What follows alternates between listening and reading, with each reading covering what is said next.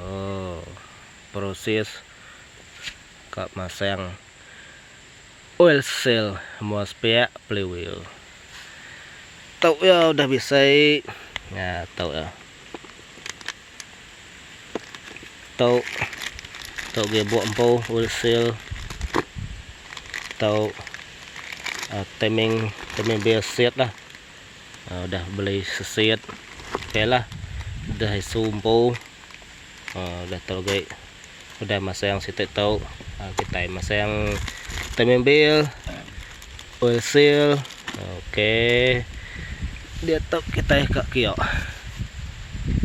Tapi sebenarnya kita yang ingat cuci dulu, bersih.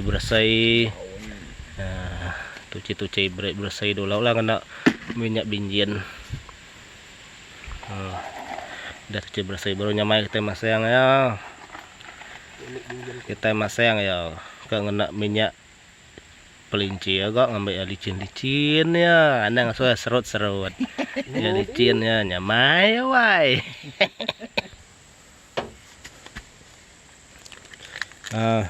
Tuh gambar ya ke barau.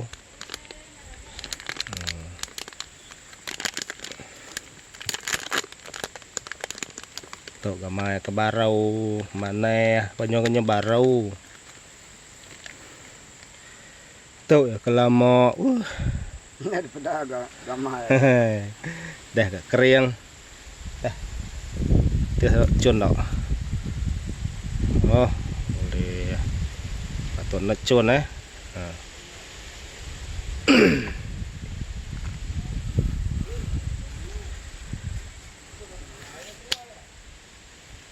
Tahu uliah break minyak atau minyak licin lah ngambil nak serot ya licin nyamai. Dalam tuh nih buah bisa udah break geris sempung. Oke sapu minyak aja Minyak peri itu lah. Tuh kali pengkumpul ketaku. Udah campur. Oh, tengok mau tengok ya licin wai licin ketik pala tanda tu buahnya yang berubah kan ya kentok mulai tinggal buka mulai dulu tanda dulu tu buahnya kayak kalau kangennya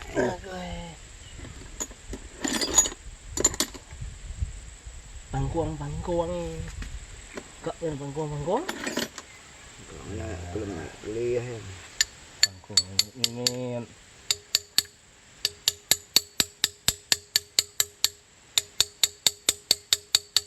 ya gepet ya kenyaknya tepet karena balat pangkuang minyak aja karena tuhan ya ini pek tenyamai kuasa ya nanya nggak saya kaman mulat ya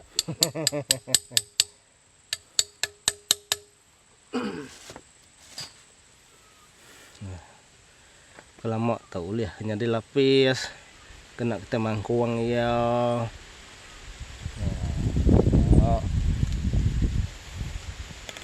Nunggu sampai cukup pangkuang gadai pangkuang semua hanya yang sepia aja pangkuang rata-rata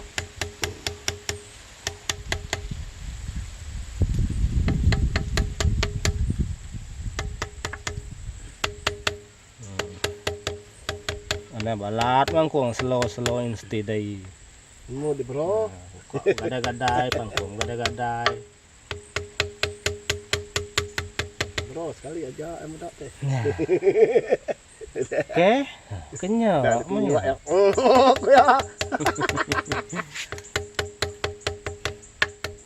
ada kiraku ya dia atai ya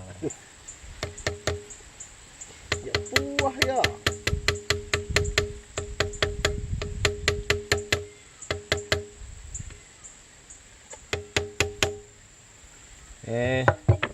pedok namanya belak. Oke menyo.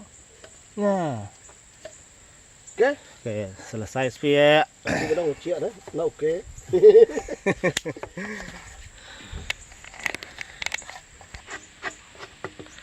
Oke, mas peto udah temu. Mas yang tay mo dak mo respenyan lagi. Mas yang mo kensap. Ngau kensap.